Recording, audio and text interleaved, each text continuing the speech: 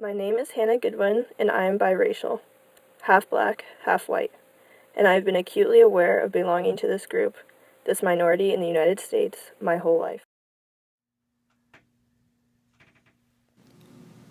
Growing up in San Diego, where the population is primarily white or Latino, has made my black half stick out as especially different.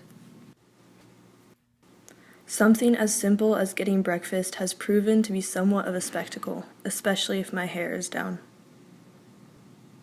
It's not that I'm just choosing a place to sit, but also a group to sit with and identify with. Typically, people expect me to identify as a white girl. However, that's not how I feel comfortable. I will never be a white girl, just like how my darker-skinned sister will never be a black girl. This inevitable choice between the two is pushed by society until I'm even asked whether I prefer being white or black more. I'm not white or black. I'm white and black, and that's how I identify. While we often are not subject to the same persecution black citizens face, we do not receive the same privileges that white people do.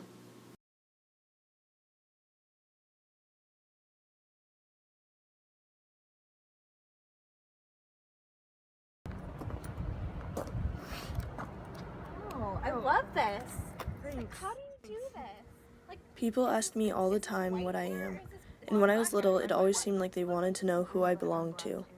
Usually these people are complete strangers and are in no way entitled to this information about myself, yet they feel compelled to ask. They want to solve the walking mystery that is me. Greg Carter describes this moment as the "what are you" interaction. He calls it reductive and dehumanizing, requiring myself and other biracial children to justify our existence. He even goes further to say that Americans praise ambiguity but prefer certainty. Today, a modern study done by psychologists Lee Leslie and Karia Kelch Oliver suggests that biracial women tend to feel discrimination from black women, while a similar study done by Richard Perkins shows that us biracial citizens are not subject to the same persecution black citizens face, but we do not receive the privileges that white people do. A man of both white and Puerto Rican descent spoke about his lighter skin and how that has affected his relationships with darker people of his same race. I've even had a boyfriend tell me I was pretty because I looked white. Both my sister and I have struggled with this, and it's not okay under any circumstances. It is intolerance towards an entire half of me. My sister and I also felt this intolerance from black people, which only pushed us more towards white groups. However, we found white people often just questions our race, making us both feel more different. A hypocritical society pushes us to choose a group even though neither group views us as one of them. Being biracial, my sister and I weren't born into one specific group or culture, so people view it as a choice. Even more research conducted by Williams has shown that so many more biracial youth have felt the same, describing this feeling like we are meant to blend in but simply cannot.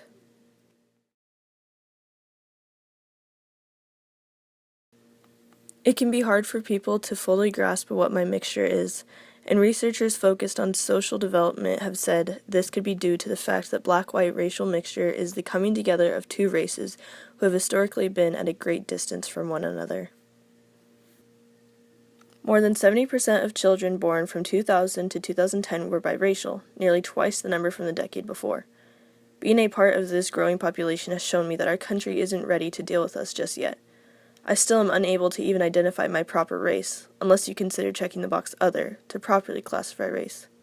It was not until the beginning of the 21st century that the U.S. Census Bureau allowed mixed-race peoples to identify as mixed race. Until we can be recognized as such and are not forced into one group or the other, we will not have the same opportunities as other people. Being pushed towards one side or the other has even affected my relationship with my sister, Haley, and my view of myself. As a little sister, I've always found myself looking up to her and trying to follow in her footsteps, so the fact that people have identified me as white and her as black at times used to make me resent my whiteness. Being around such a large white population growing up also made me feel separated from not only my sister, but also my mother. People only ever questioned my blackness, but never theirs. The first step is acceptance. We must all accept biracial children as the white and black people they are, not just for their white or black half. This growing minority deserves their own place in society. We cannot be fully accepted until this is done. I truly believe we can create a better society filled with opportunity and creative ideas involving all types of different perspectives simply by challenging ourselves to break down barriers and teach those around us to do the same. She's just a girl and she's on fire, hotter than a fantasy, lonely like a highway. She's living in a world and it's on fire, filled with catastrophe, but she knows she can fly away.